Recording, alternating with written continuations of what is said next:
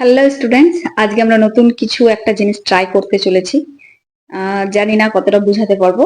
তোমরা প্রথম থেকে শেষ অবধি দেখো, তো নিশ্চয়ই বুঝতে পারবে যে আমি কি পড়াতে চলেছি। তো আজকে আমি যেটা পড়াবো, ঠিক আছে, সেটা হচ্ছে ক্লাস 10 এর জীবন বিজ্ঞানের ক্ষেত্রে চ্যাপ্টার 1, জীবজগতের নিয়ন্ত্রণ ও সমন্বয়। মানে জীবজগৎ কিভাবে নিজেকে নিয়ন্ত্রণ করে এবং একে অপরের সঙ্গে, পরিবেশের সঙ্গে সমন্বয় স্থাপন করে। এইটা নিয়েই হচ্ছে পুরো চ্যাপ্টারটা আমাদের। ওকে, তো চলো তাহলে শুরু করা যাক আজকের চ্যাপ্টার। দেখবে কতটা কি করছি, প্রথম থেকে শেষ অবধি অবশ্যই দেখো। তো প্রথমত আমাদের যেটা দেখতে হবে যে জীব জগৎ বলতে আমরা এখানে প্রথমে দেখব হচ্ছে উদ্ভিদের ক্ষেত্রে, তারপর আমরা দেখব প্রাণীদের ক্ষেত্রে। তো প্রথমে যদি উদ্ভিদের ক্ষেত্রে দেখি, তো প্রথমে আমরা দেখবো যে উদ্ভিদের সংবেদনশীলতা ও সাড়া প্রদান। একটা উদ্ভিদ কিভাবে সংবেদনশীল হয়, তাকে যদি আমরা টাচ করি তাহলে কি তারা কোনো রকমের সংবেদনশীলতা দেখায়, তারা কি সাড়া প্রদান করে? তো সেই জিনিসটাই আমাদেরকে দেখতে হবে। সংবেদনশীলতা এবং সাড়া প্রদান। আচ্ছা, একটা জিনিস মনে রাখতে হবে যে এই যে জিনিসটা, এটা আমাদের অনেক জায়গায় কাজে লাগবে। প্রথমত কাজে লাগবে হচ্ছে আমাদের আপার প্রাইমারি যে পরীক্ষা হবে সেখানে কাজে লাগবে, মানে সায়েন্সের ক্ষেত্রে। তারপর কাজে লাগবে হচ্ছে ক্লাস 10-এ যারা পড়ছে তাদের তো কাজে লাগবেই, সেটা তো আছেই। তার পাশাপাশি কাজে লাগবে হচ্ছে এএনএম জিএনএম এ যারা পরীক্ষা দেবে তাদের ক্ষেত্রেও কিন্তু কাজে লাগবে। তো দেখো, সংবেদনশীলতা এবং সাড়া প্রদান কি জিনিস আমরা বুঝবো, তার সাথে সাথে কিন্তু জিনিসগুলো দেখবো। সংবেদনশীলতা কি? সংবেদনশীলতা হচ্ছে উদ্দীপকের প্রভাবে জীবদেহের সাড়া প্রদানের ক্ষমতা। ঠিক আছে, দেখো সংবেদনশীলতা কাকে বলে সেটা আমি লিখছি। উদ্দীপকের প্রভাবে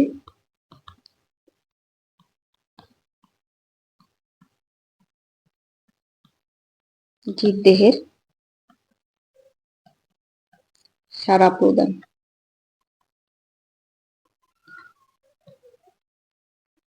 ক্ষমতাকে কি বলে? সংবেদনশীলতা বলে। ঠিক আছে, উদ্দীপকের প্রভাবে আমি একটু বুঝিয়ে দিই কিভাবে। যে মনে করো যে তুমি চুপচাপ ঘরের ভিতরে বসে আছো আর মনের সুখে ফোন ঘাটছো, ঠিক আছে, মনের সুখে ফোন ঘাটছো। এবার কি হলো যে তোমার মা তো তোমাকে বলেছে পড়াশোনা করতে, এবার পেছন থেকে চলে এসছে তোমার মা, কি অবস্থাটা হবে একবার ভাবো। এটাই হচ্ছে তোমার সংবেদনশীলতা। পেছন থেকে ডাকছে, কি বাবু পড়াশোনা করছো না তুমি? ব্যাস, তোমার হালত অবস্থা কি হবে সেটাই সংবেদনশীলতা। আর এখানে উদ্দীপক হচ্ছে আমার মা। ঠিক আছে, যেহেতু তাকে দেখে আমি রিয়াক্ট করলাম। ছোট আরো উদাহরণ দিয়ে বলবো। আচ্ছা, তার থেকে ছোট উদাহরণ, মনে করো যে রাস্তা দিয়ে যাচ্ছি, হঠাৎ একটা সাপ চলে আসলো, তাহলে কি হবে? চিৎকার করতে করতে ভাগবো। তো চিৎকার করতে করতে ভাগাটাকে বলা হচ্ছে সংবেদনশীলতা। আর উদ্দীপককে কার জন্য ভাগলাম এখানে আমি? উদ্দীপক হচ্ছে আমাদের এখানে সাপ। ঠিক আছে, তো উদ্দীপকের প্রভাবে জীবদেহের সাড়া প্রদানের ক্ষমতাকে বলা হয় সংবেদনশীলতা। কার প্রভাবে? উদ্দীপকের প্রভাবে। ঠিক আছে, 2-3 বার রিপিট করলে মুখস্থ হয়ে যাবে। এবার এই উদ্দীপক কি তাহলে? উদ্দীপক কাকে বলে সেটাও তো লিখতে হবে আমাদেরকে, তাই না? তো দেখিনি উদ্দীপক কি। দেখো, উদ্দীপক কি? উদ্দীপক হচ্ছে যে বাহ্যিক বা অভ্যন্তরীণ।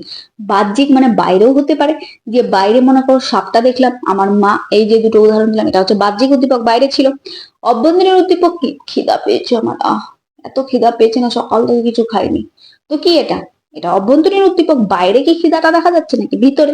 তো এটা হচ্ছে অভ্যন্তরীণ উদ্দীপক। ঠিক আছে, তো দেখিনি আমরা। আচ্ছা, যে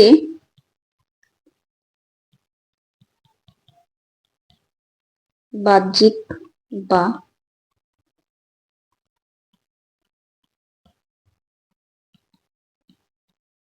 শক্তি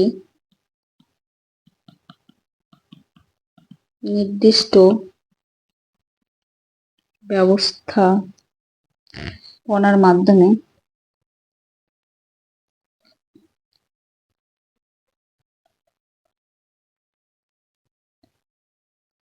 জীবদেহে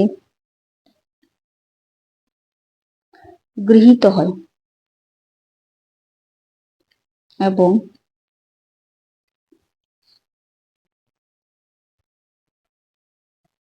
জীবের মধ্যে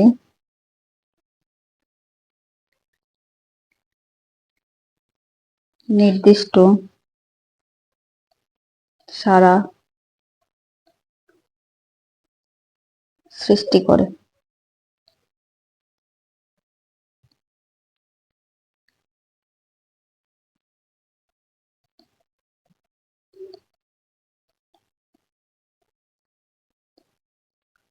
সৃষ্টি করে তাকে বা সৃষ্টি করতে সাহায্য করে। সৃষ্টি করতে সাহায্য করে। তাকে কি বলবো আমরা?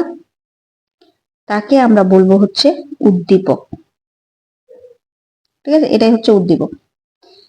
এবার বাহ্যিক অভ্যন্তরীণ তো বললামই আমি। তাহলে বাহ্যিক উদ্দীপক কে কে আর অভ্যন্তরীণ উদ্দীপক কে কে? তো বাহ্যিক উদ্দীপক কি হতে পারে? বাহ্যিক উদ্দীপক হতে পারে অনেক হতে পারে, তার মধ্যে আমি একটা বলে দিলাম, তাপ, গরম লেগেছে আমার, আলো, এগুলো তো বাইরেই আছে না। শব্দ হতে পারে, কোনো শব্দ হলো চমকে উঠলাম। ঠিক আছে, আর অভ্যন্তরীণ কি হতে পারে? যেগুলো আমাদের ভিতরে, অভ্যন্তরীণ হতে পারে হচ্ছে হরমোন আর হচ্ছে উৎসেচক। ঠিক আছে, হরমোন আর কি? উৎসেচক। হরমোনের ফলে আমাদের বিভিন্ন ধরনের শারীরিক পরিবর্তন হয়। ঠিক আছে, উৎসেচকের ফলেও সেটা হয়। ঠিক আছে, তো হরমোন উৎসেচক হচ্ছে অভ্যন্তরীণ। আর বাহ্যিক উদ্দীপক কি হতে পারে? তাপ, আলো, শব্দ, এগুলো হতে পারে। ঠিক আছে, তো তাহলে উদ্দীপক কাকে বলে বুঝে গেলাম আমরা। আচ্ছা, তারপরে আমরা কি বুঝে গেলাম? যে সাড়া প্রদান জিনিসটা কি সেটাও বুঝে গেলাম। ঠিক আছে, সংবেদনশীলতা বা সাড়া প্রদান জিনিসটা কি। এবার আমরা নেক্সট কি দেখব? আমরা নেক্সট যেটা দেখব সেটা হচ্ছে যে আমরা যে সাড়া প্রদান করব, তাই না? আমরা যে সাড়া প্রদান করব, এই সাড়া প্রদান কিভাবে করব? আমরা সাড়া প্রদান কিভাবে করতে পারি? তো সাড়া প্রদান কিভাবে করতে পারি? চিৎকার চেঁচামেচি করে? আমরা সাড়া প্রদান করতে পারি চলন ও গমনের মাধ্যমে। ঠিক আছে, তাহলে আমরা সাড়া প্রদান কিভাবে করব? আমরা চলন গমন এই দুটো জিনিস করব আমরা। এবার এই চলন গমন কাকে বলে সেটা হচ্ছে আমাদের এখন কি করতে হবে, দেখতে হবে। ঠিক আছে, তো চলন কাকে বলবো? সকলেই জানি আমরা। চলন মানে কি? চলন মানে এক জায়গা থেকে অন্য জায়গায় চলে যাওয়া না, কিন্তু চলন মানে হচ্ছে আমি এক জায়গায় স্থির থেকে যে হাত পা নাড়াচ্ছি, কোথাও কি যাচ্ছি? যাচ্ছি না। তাহলে এটাই হচ্ছে চলন। ঠিক আছে, মানে আমি এক জায়গায় স্থির থাকবো, স্থানান্তরে যাব না। ঠিক আছে, এই জিনিসটাকে আমরা কি বলবো? চলন বলবো। যে প্রক্রিয়ায়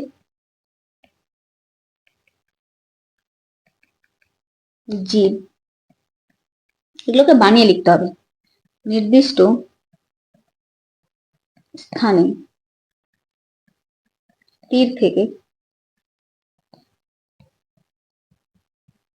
অর্থাৎ স্থানান্তরে না গিয়ে স্বতঃস্ফূর্তভাবে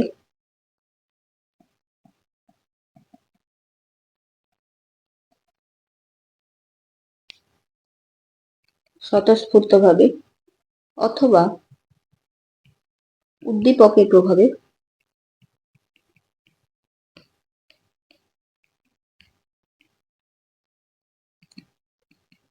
অঙ্গ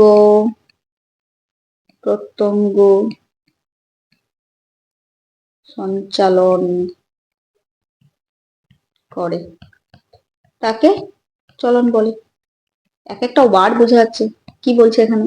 যে প্রক্রিয়া জীব নির্দিষ্ট স্থানে স্থির থেকে, স্থির আছে অর্থাৎ স্থানান্তরে না গিয়ে, একই কথা স্বতঃস্ফূর্ত ভাবে, মানে কি আমার ইচ্ছা হচ্ছে আমি এক হাতটাকে এখানে রাখবো, আমার ইচ্ছা হচ্ছে আমি হাতটাকে মাথায় রাখবো, আমার ইচ্ছা হচ্ছে আমি এরকম থাকবো, তাই না? তাহলে এটা কি স্বতঃস্ফূর্ত, আমার ইচ্ছা হলো তাই। কিন্তু যদি আমার এখানে মশা কামড়ায়, তাহলে আমি কি করবো, ঠাস করে মারবো। এবার এই যে আমি এখানে ঠাস করে মারলাম, এটা কি উদ্দীপকের প্রভাবে, এখানে উদ্দীপকটাকে মশাটাকে মারতে গেলাম না, তাহলে আমি কি ইচ্ছাকৃত আমার গালটাতে থাপ্পড় মারবো নাকি, না। তো এটা কি উদ্দীপকের জন্য, উদ্দীপকটাকে এখানে মশাটা, ঠিক আছে। তাহলে তাহলে কি বললো, স্বতঃস্ফূর্ত ভাবে হতে পারে, উদ্দীপকের প্রভাবে হতে পারে, অঙ্গ প্রত্যঙ্গ সঞ্চালন করা, ঠিক আছে, অঙ্গ প্রত্যঙ্গ সঞ্চালন করা, একে কি বলা হচ্ছে, চলো।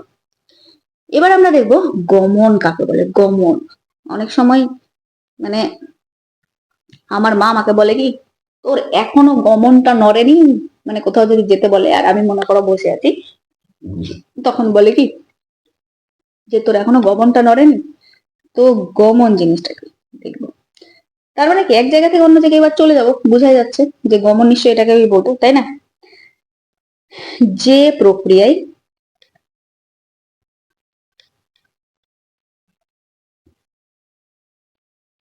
স্বেচ্ছায় বা উদ্দীপকের প্রভাবে, স্বেচ্ছায় হতে পারে, উদ্দীপকের প্রভাবে হতে পারে, অঙ্গ প্রত্যঙ্গ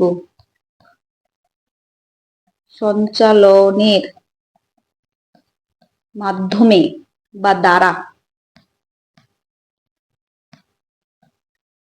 দ্বারা কি করছে, সামগ্রিকভাবে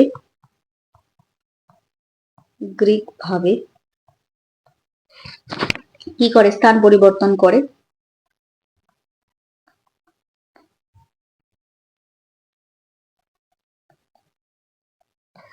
সামগ্রিকভাবে কি বললাম, স্থান পরিবর্তন করে থাকে, কি বলে,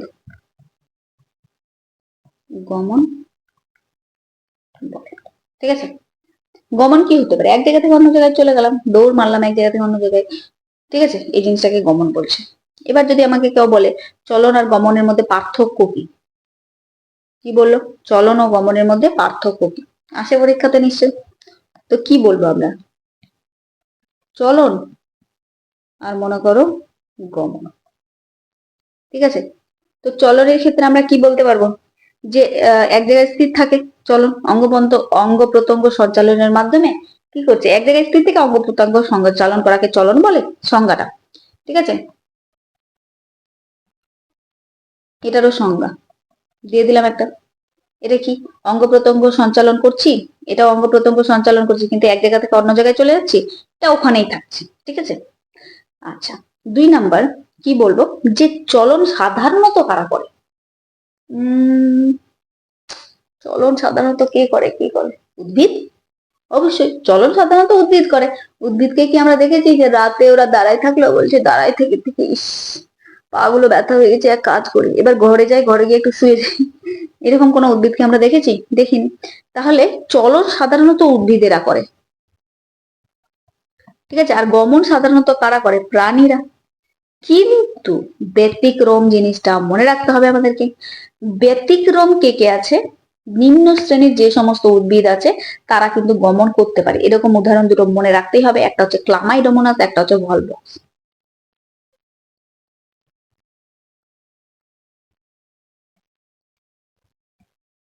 ক্লামাইডোমো ক্লামাইডোমোনাস,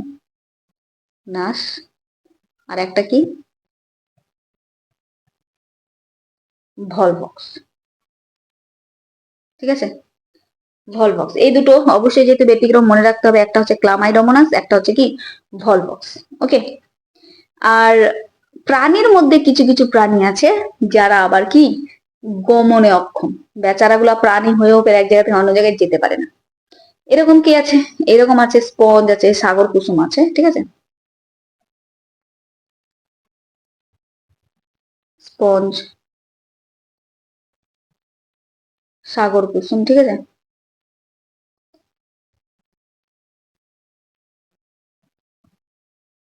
এই হচ্ছে বিষয়।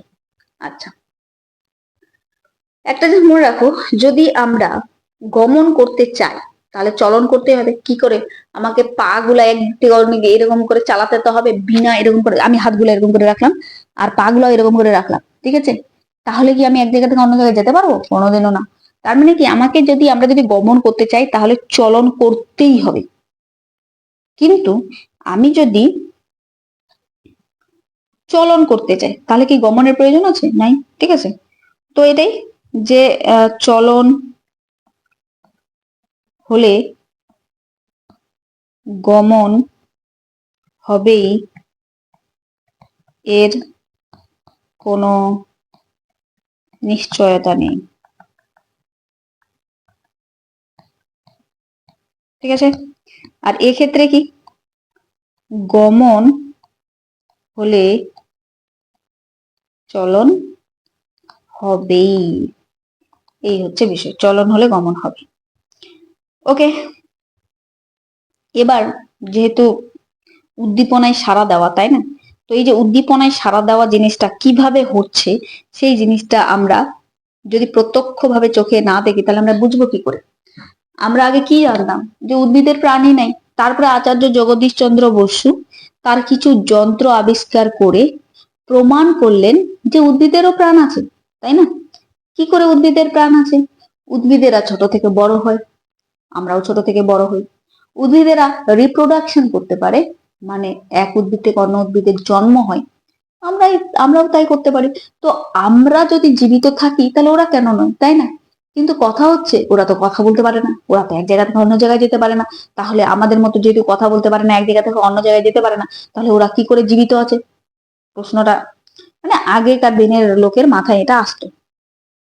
পরে আচার্য জগদীশ চন্দ্র বসু এটা প্রমাণ করেন যে না ভাই, উদ্ভিদেরও প্রাণ আছে, তারা আমরা শুনতে পাচ্ছি না এর মানে এটা তো নয় যে তারা কথা বলতে পারে না। উদাহরণ হিসাবে আমরা বাতাসকে দেখতে পাচ্ছি না, তার মানে এটা তো নয় যে বাতাস নেই, বাতাস তো আছে কিন্তু আমরা দেখতে পাচ্ছি না। তো এই জিনিসটাই যে প্রমাণ করে। তো এবার কথা হচ্ছে যে তাহলে তারা উদ্দীপনায় সাড়া কি করে দেয়? তো উদ্দীপনায় সাড়া দেয়, আর কিন্তু আমরা ওটা বুঝতে পারি না, মানে আমরা ওটা করতে পারি না। তো আচার্য জগদীশ চন্দ্র বসু কিছু যন্ত্র আবিষ্কার করে। কি কি যন্ত্র? একটা হচ্ছে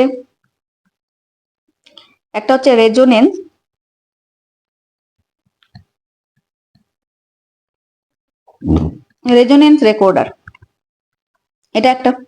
একটা হচ্ছে ইলেকট্রিক প্রোব, ঠিক আছে। আর একটা হচ্ছে কেসকোগ্রাফ।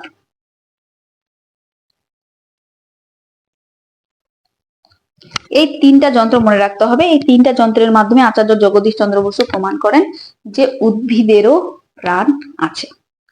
এবার মনে করো এই তিনটা যন্ত্র নাই, তারপরে আমাকে কেউ প্রমাণ করে দেখাক যে হ্যাঁ উদ্ভিদের প্রাণ আছে। মনে করো এই তিনটা যন্ত্র সবার কাছে তো থাকবে না, তাহলে আমরা কি করে বুঝবো যে হ্যাঁ উদ্ভিদের প্রাণ আছে? মানবো না, আমরা যাও মানবো না। তো এবার কথা হলো যে আমি চোখের সামনে প্রমাণ করতে পারবো একটা উদ্ভিদ আছে। খুবই মজা লাগে সবার, কি সেটা বলো বলো? একদম ঠিক, সেটা হচ্ছে লজ্জাপতি। নামই কি, লজ্জা পাই বলেই তো লজ্জাপতি, তাই না?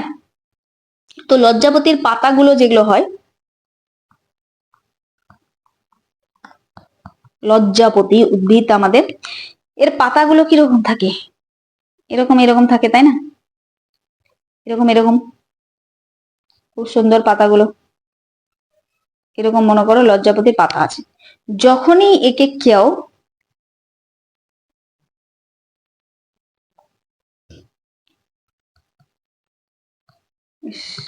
দারুণ ছোট, পাগল হয়েছে। যাই হোক, এটাকে যখন টাচ করে তখন এ কি করে? এরকম করে নুয়ে পড়ে যায় না? তো টাচ করার পরে যেহেতু নুয়ে পড়লো, তার মানে কি ও উত্তেজনায় সাড়া দিল। টাচ করলাম তারপরে তো নুয়ে পড়লো, পুরো গাছটা এরকম করে নুয়ে পড়ে যায়। তাহলে এই যে নুয়ে পড়লো, তাহলে আমি ডাইরেক্ট দেখতে পেলাম যে লজ্জাপতি উত্তেজনায় সাড়া দেয়, এর জন্য এই তিনটা যন্ত্রের দরকারই নেই। তার মানে কি উদ্ভিদের প্রাণ আছে হয়তো, তাই জন্য উত্তেজনায় সাড়া দিতে পারছে। আচ্ছা, এটা হয় কেন? কি কারণে হচ্ছে লজ্জাপতির পাতাটা এইভাবে করে নুয়ে পড়ে? এটা বলছে রসস্ফীতি চাপের পার্থক্যের কারণে। বিষয়টা এরকম, মনে করো তোমার কাছে একটা বেলুন আছে, ঠিক আছে? তোমার কাছে কি আছে? একটা বেলুন আছে, ফুলানো নেই। এবার কি করলাম আমি, এই বেলুনটাকে নিয়ে, এইটুকু বেলুনটা এরকম করে আছে, এই এটাকে আমি জলের কলের মধ্যে এইভাবে এঁটে দিলাম, তাহলে কি হবে? বেলুনটা আস্তে আস্তে এরকম করে বড় হয়ে যাবে না? কারণ এর মধ্যে জল আছে, রসস্ফীতি হয়েছে। এবার সেম আমি যদি জলটাকে আমি বের করে নিই, তাহলে কি হবে? ও আবার চুপসে যাবে, এইটুকু হয়ে যাবে। এই তো হয়। তো তো রসস্ফীতির চাপ যদি আমি কমিয়ে দিই বেলুনটার মধ্যে, তাহলে ও কি হবে, নুয়ে যাবে, চুপসে যাবে। কিন্তু রসস্ফীতির চাপ যদি বাড়িয়ে দিই, তাহলে ফুলে যাবে, বড় হয়ে যাবে। তো সেম জিনিস হয় যে লজ্জাপতির যে পাতাগুলো আছে না, এর মধ্যে কি থাকে, মূলরণ দ্বারা শোষিত জল থাকবে। ঠিক আছে, তো এগুলো তখন এরকম ফুলে থাকবে, মানে এর মধ্যে জলের চাপ এখন আছে, মানে জল ভর্তি আছে এর মধ্যে, জাইলেম বাহিকার মাধ্যমে জল পৌঁছে দিয়েছে, আর এগুলোতে পুরোপুরি ফিল আছে। ঠিক আছে, এবার কি হয়, যখনই আমরা কেউ এটাকে টাচ করি, তখনই এই উদ্ভিদ কি করে, এই পুরো পাতা থেকে পুরো জলটাকে টেনে নেয়। আর যখনই টেনে নেয়, তখন কি হয়, এই পাতাগুলো নুয়ে পড়ে যায়। তো এ কি করছে তাহলে, রসস্ফীতির চাপের হ্রাস বৃদ্ধির কারণে লজ্জাপতি কি করে, উত্তেজনায় সাড়া দেয়। তাহলে এটা কেন হলো, রসস্ফীতির চাপ কমে যায় বলে।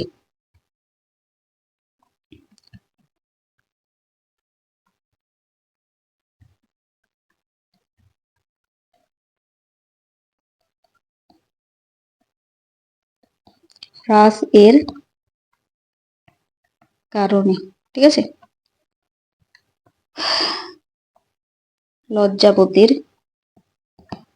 পাতা নিয়ে পড়ে, এই হয়ে যায় গল্প। আর একটা এরকম উদ্ভিদ আছে যেটাকে বলা হচ্ছে বনচারাল, এরকম। ঠিক আছে, এটা এটা ডান্স করতে থাকে, ডান্সিং উদ্ভিদ বলবো তাই জন্য এটাকে। এরকম একটা বড় পাতা থাকে, তার পাশাপাশি এরকম দুটো পাতা থাকে, আর এই দুটো পাতা না এরকম করে এরকম এরকম হতে থাকে, এরকম এরকম। ঠিক আছে, মনে হবে ডান্স করছে, এটা নড়বে, তবে এটা নড়বে, এরকম হতে থাকে। তো বনচারালেরও ওই একই কারণে হয়, রসস্ফীতি চাপের পার্থক্যের কারণে। কখনো এই রসটা কমে দিল, কখনো এর, মানে হাওয়া টাওয়া কিচ্ছু নাই, তাও হচ্ছে পাতা দুটো এরকম এরকম এরকম এরকম করতে থাকে, এই যে এই দুটো পাতা। ঠিক আছে, তাহলে এই হচ্ছে বিষয়, তোমাদের মোটামুটি একটা পার্ট আমি পড়ালাম। তার এর পরের দিন হচ্ছে উদ্ভিদের চলনের প্রকারভেদ গুলো দেখবো আমরা। ঠিক আছে, উদ্ভিদ যেহেতু সাধারণত চলন করে, তো এর চলনের প্রকারভেদ, ট্যাকটিক চলন, ট্রপিক চলন, ন্যাস্টিক চলন, এই চলনগুলো দেখবো। ঠিক আছে, প্রত্যেকের প্রকারভেদ গুলো দেখবো, আর এখান থেকেই কোয়েশ্চেন সেট হয়, যে কোনো কম্পিটিটিভ এক্সামে হয় হোক বা ইয়েতে, ক্লাস 10-এ। তো এর মধ্যে কারো কোনো যদি ডাউট থাকে তো অবশ্যই কমেন্টে জানাতে পারো। তো আজকের মতো এখান থেকেই, সকালে ভালো থেকো, সুস্থ থেকো, টাটা।